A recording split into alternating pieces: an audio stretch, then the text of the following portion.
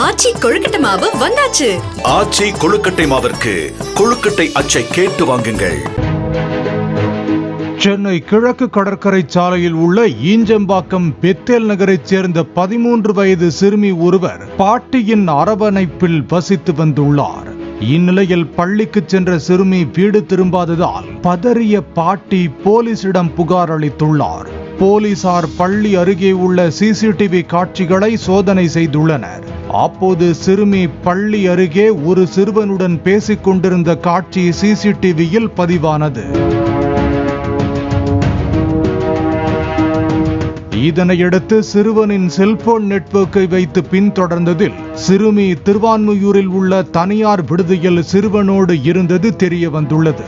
பின்னர் இருவரையும் போலீசார் காவல் நிலையத்திற்கு அழைத்து சென்று விசாரித்தனர்.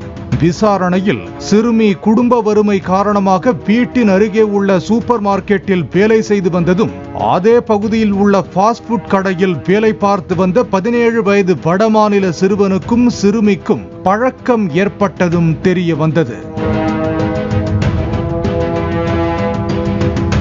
சிறுமியின் பாட்டி செல்போன் பயன்படுத்த வேண்டாம் என சிறுமியை கண்டித்துள்ளார். இதனையடுத்து இருவரும் நேரில் பழகி வந்துள்ளனர். திருமணம் செய்து கொண்டு வேறு எங்காவது சென்று விடலாம் என்று சிறுமியை சிறுவன் மூளைச்சலவை செய்ததாக சொல்லப்படுகிறது. இதனையடுத்து சிறுவன் வேலை செய்த கடையில் உள்ள பணியாளர் ஒருவர் இருவரையும் தனியார் விடுதியில் தங்க வைத்து காலையில் ரயிலில் அனுப்பி வைக்க இருந்துள்ளார்.